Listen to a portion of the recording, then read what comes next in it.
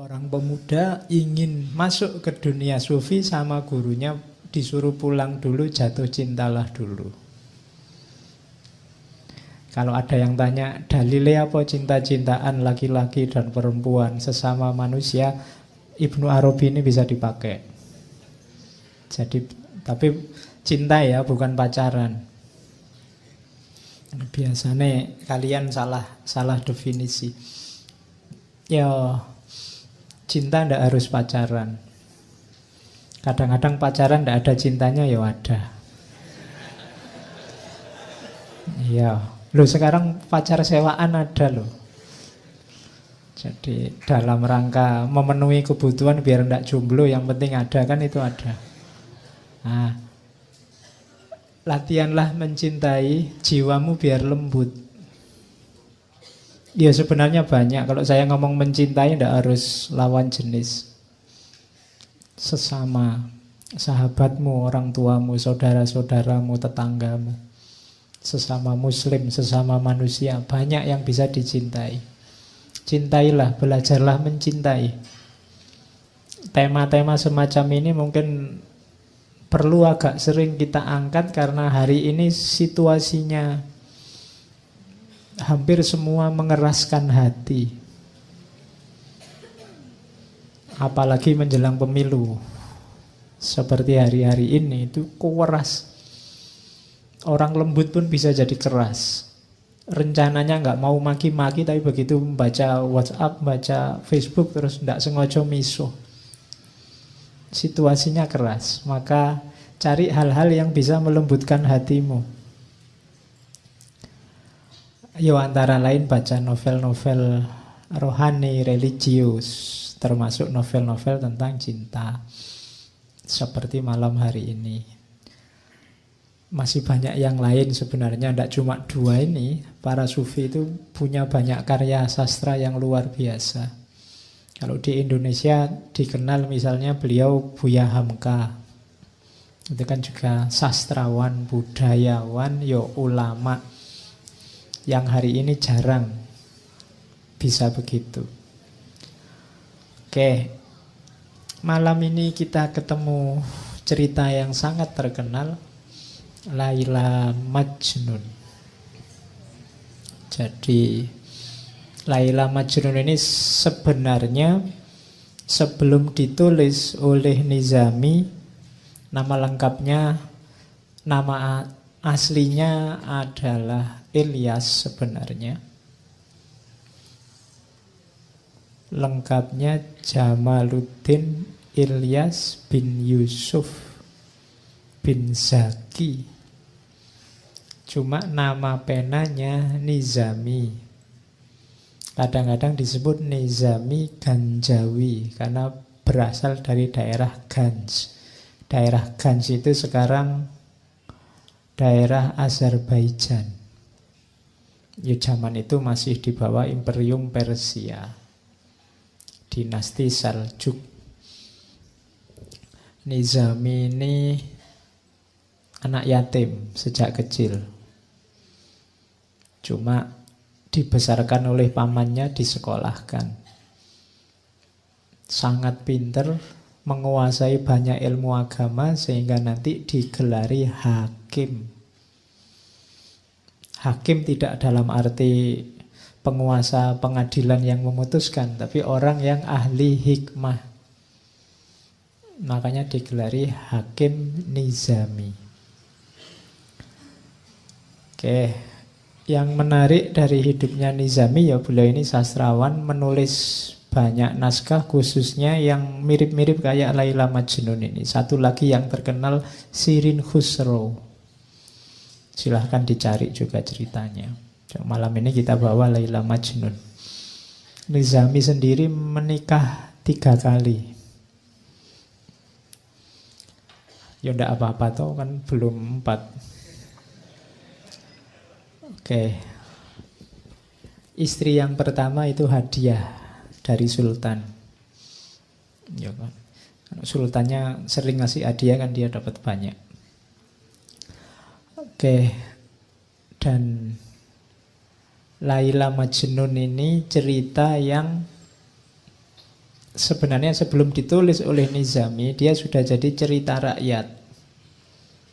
Sudah jadi cerita yang lesan, folklore. Jadi orang Arab sudah kenal Laila Majnun, khususnya syair-syairnya. Meskipun ada kontroversi, apakah ini kisah nyata atau kisah rekaan. Tapi jangan salah, di India ada kuburannya. Jejer, kuburannya Laila sama kuburannya Majnun. Kapan-kapan kita ziarah ke sana. Loh ya apa-apa tuh jalan-jalan ke India. Nanti ketemu Shahrukh Khan. Jangan salah, saya kemarin lupa minggu lalu cerita bahwa Jamek itu hidup dijamin oleh sultan namanya Shahrukh Khan di Persia. Shahrukh Khan ini cucunya Timur Leng. Ya. Oke, yo sayangnya ndak bisa nari kayak Shahrukh Khan. Oke. Bismillah ya, kita mulai. Ini cerita, ndak usah ditanyakan aslinya ada apa ndak. Malam ini kita ingin mengambil saja hikmahnya, bagaimana cinta ketuhanan itu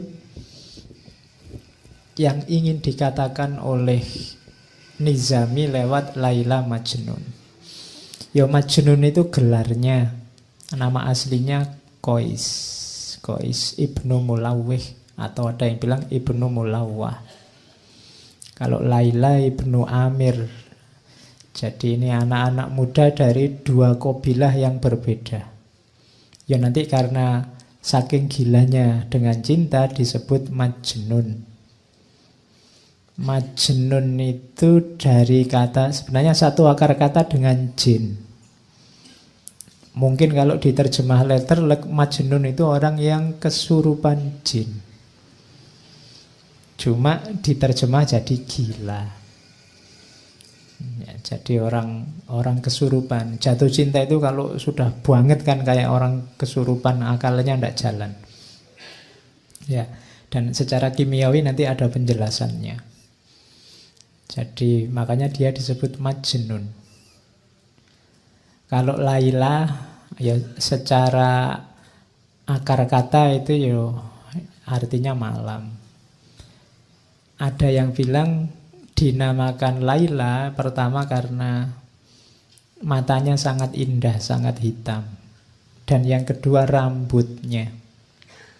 Jadi rambutnya sangat hitam, pekat kayak malam. Oke, nggak usah tanya, kok tahu sampai rambutnya, berarti Laila nggak jilbaban, Pak. Iya. Nggak usah tanya itu, nanti diskusinya geser. Oke. Yo kamu tanya ustadz-ustadz yang ahli fikih itu. Wong ndak jilbaban kok diceritain. Nanti kamu tanya lagi, Qais berarti ndak sholat ya Pak waktu gila itu. Iya. Oke. Yo itu biarkan ustadz yang lain yang menjelaskan. Nanti kalau ini disebut ndak sholat nanti nggak jadi dijelaskan. Jadi ini dua orang anak muda. Nanti kalau baca Laila Majnun, bab paling awal itu cerita tentang ayahnya. Namanya Umar. Jadi ayahnya ini sampai tua belum punya anak. Melakukan usaha apapun, susah sekali punya anak. Akhirnya berdoa, disuruh tirakatan sama orang-orang dekatnya, dan dikaruniai anak laki-laki yang ganteng luar biasa, nanti dikasih nama Qais. Yang Qais ini idola pokoknya di sukunya. Sehingga nanti oleh ayahnya dia jadi harapannya suku, disekolahkan di tempat yang elit, pokoknya sekolah unggulan kalau hari ini. Nah di sekolah unggulan inilah nanti ketemu Laila. Iya, karena yo sama-sama anaknya ketua suku, berarti kan terawat pasti. Laila dikenal kecantikannya, kalau Majnun dikenal ketampanannya. Jadi yang ganteng ketemu yang cantik, masuk akal. Ya, halo ya. Sebenarnya ceritanya bisa dibikin tragis itu. Kalau di Sirin Khusro ada tragisnya, karena nanti ada yang jatuh cinta itu tukang batu jatuh cinta sama putri, meskipun nanti sebenarnya cerita sama sultannya. Tapi kalau di Laila Majnun yang ingin ditonjolkan bukan itunya, tapi bagaimana orang ketika sudah dilanda cinta itu sudah lupa dengan semuanya. Harusnya begitu. Kalau kita sudah merasa cinta sama Allah, rasanya semua yang lain tidak berarti. Kamu boleh mengklaim, Pak, saya sudah cinta sama Allah, kalau apapun yang lain di dunia sudah tidak ada artinya. Kalau kamu masih panik, masih sumpek, masih gelisah, masih khawatir, masih takut oleh apapun hal yang bukan Allah, berarti belum cinta. Cirinya itu nanti ditunjukkan oleh Nizami lewat Laila Majnun. Jadi karena satu sekolahan, begitu melihat Laila pertama kali, Majnun langsung jatuh cinta. Kois ini langsung, apa kalau bahasa romannya, dia kayak orang kehilangan kesadaran. Laila juga begitu. Sama-sama sukanya. Jadi kalau di kelas itu lirik-lirikan, pandang-pandangan gitu. Sama-sama sukanya. Makanya di bagian awal itu dua-duanya digambarkan sama-sama mabuk. Jadi serangan pertama itu kan memang dahsyat bagi yang alami, yang belum dibayangkan. Jadi itu syairnya yang bagian-bagian awal. Jadi berlalu masa saat orang-orang padaku memohon pertolongan, dan kini adakah penolong yang akan mengabarkan rahasia jiwa pada Laila. Itu maunya Kois. Kemarin-kemarin aku kan ketua suku orang kaya, sering dimintai bantuan. Sekarang ada ndak yang bisa membantu aku? Wahai Laila, cinta telah membuatku lemah tak berdaya, seperti anak hilang, jauh dari keluarga dan tidak memiliki apa. Cinta laksana air yang menetes, menimpa bebatuan. Waktu berlalu dan bebatuan itu akan hancur berkepingan, berserak bagai kaca, berpecahan. Begitulah cinta yang engkau bawa padaku, dan kini telah hancur binasa hatiku. Hingga orang-orang memanggilku si gila, yang suka merintih dan menangis sedih. Mereka mengatakan aku telah tersesat. Wahai, mana mungkin cinta akan menyesatkan. Jiwa mereka sebenarnya yang kering, laksana dedaunan diterpa panas mentari siang. Bagiku cinta adalah keindahan yang membuat mata tak bisa terpejam. Pemuda mana yang bisa selamat dari api cinta?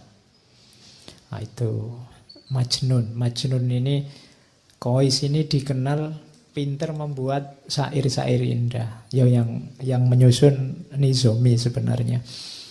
Cuma atas nama Kois. Jadi nanti ceritanya Kais ini, apalagi waktu gila itu sering dikerumuni orang karena syairnya ditunggu-tunggu. Jadi dia kayak orang tidak terawat, tidak pakai baju, rambutnya gondrong, tapi orang berkumpul nunggu syairnya yang keluar. Nah itu kalau di kita kan tidak, kalau ada orang gila ditunggu mau ngasih isyarat nomor berapa gitu. Kalau Kois itu ditunggu syairnya, karena syair-syairnya indah, makanya banyak yang hafal. Saya bilang tadi sebelum ditulis oleh Nizami, sebelumnya orang sudah kenal dan syair-syairnya Kois ini banyak dilakukan. Jadi itu dahsyatnya. Saya tidak tahu memang aslinya pinter bikin syair atau karena cinta itu membuat orang puitis. Ya, kalau tidak percaya, yang jatuh cinta itu kan mendadak dia bisa bikin puisi. Ya, oke. Jadi, wong kehujanan pinggir jalan gitu aja, kamu berteduh itu kan, kalau yang jatuh cinta itu bisa lahir puisi. Tapi yang tidak sedang jatuh cinta kan paling kamu mainan HP apa gitu. Jadi mungkin dua-duanya, dia memang punya bakat bikin puisi dan sedang jatuh cinta. Lebih dahsyat puisinya. Oke, Laila juga begitu. Laila juga di beberapa bagian Laila Majnun itu banyak juga mengeluarkan puisi-puisi. Meskipun nanti puisi-puisinya kebanyakan lewat surat yang dikirimkan pada Majnun. Itu salah satu contoh Laila juga mengalami kemabukan.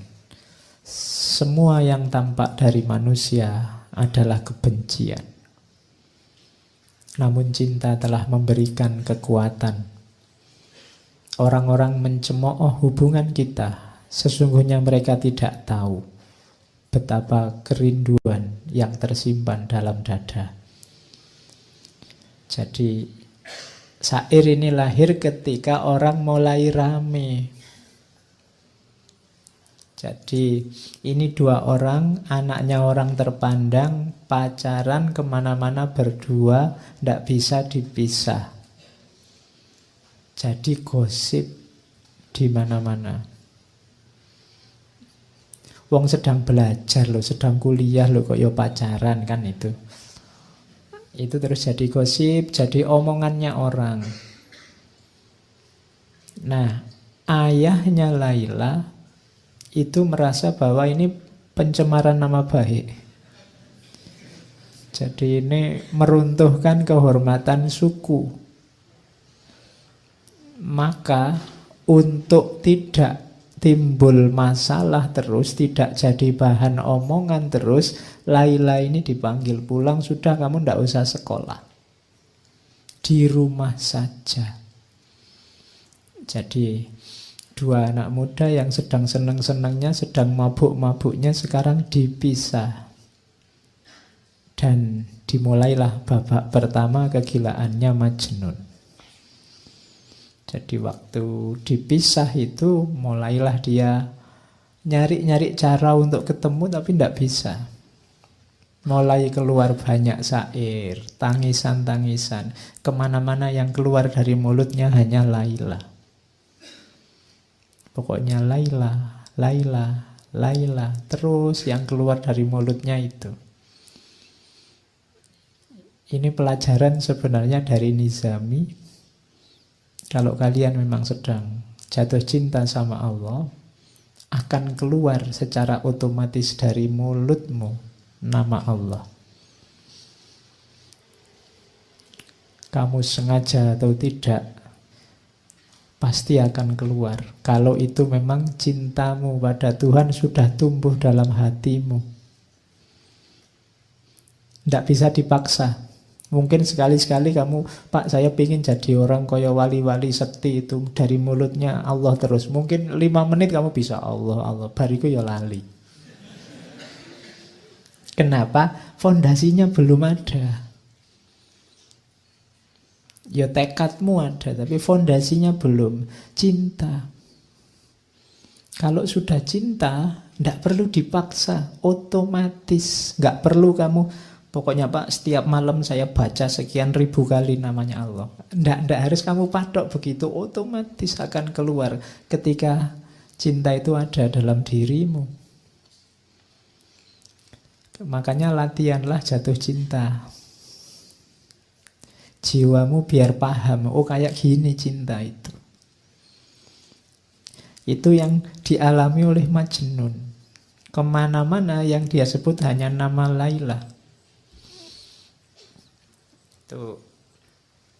Jadi katanya Majnun, Laila telah dikekang oleh orang tuanya dan orang tuanya mengancam dengan niat jahat kejam. Tiada lagi harap pertemuan. Ayahku dan ayahnya sesak dada dan sakit hati mereka.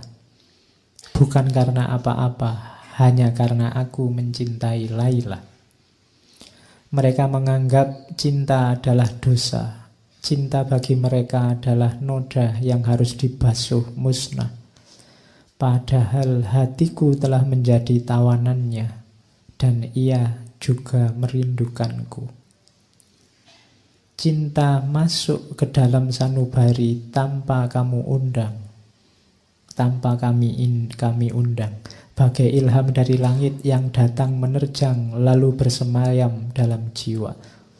Dan kini kami akan mati karenanya, karena cinta telah melilit seluruh jiwa. Katakan padaku, siapa orangnya yang bisa bebas dari penyakit cinta? Nah, ini Majnun. Jadi cinta itu kalau sudah menyerangmu, engkau tidak akan berdaya. Kamu tidak akan bisa menipu dirimu. Kalau kamu sudah jatuh cinta pada sesuatu, kamu pura-pura tidak cinta, itu tidak akan bisa. Ya mungkin ditolak, ya mungkin tidak nyambung, ya mungkin dia tidak suka padamu. Tapi kalau kamu memang jatuh cinta, kamu tidak akan bisa mengelak. Jadi itu kalimat-kalimat yang Majnun. Cinta bukan sesuatu yang kita undang, tapi dia datang, masuk dan bersemayam dalam diri kita. Kita tidak akan punya daya kalau sudah datang. Makanya katanya Gibran, pasrahlah kalau cinta memanggilmu. Kenapa? Tidak akan bisa kamu lawan. Kamu tidak akan bisa menipu dirimu. Dan Majnun mati-matian berusaha untuk bisa bertemu Laila. Macam-macam nanti ceritanya di novel itu. Ada yang dia pura-pura jadi pelayan perempuan. Nanti diatur sama teman-temannya.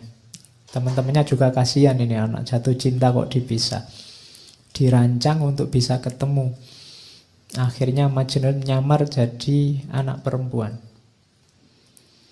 Masuklah ke kamarnya Laila. Ngapain di kamar? Enggak, loh ini penting. Di kamar hanya pandang-pandangan. Sama-sama masih saling terpesona. Hanya diam. Coba mau baca nanti novelnya. Jadi hanya diam, hanya melihat, saling mengagumi, saling terpesona, dan tidak ngapa-ngapain. Tidak usah dibayangkan aneh-aneh.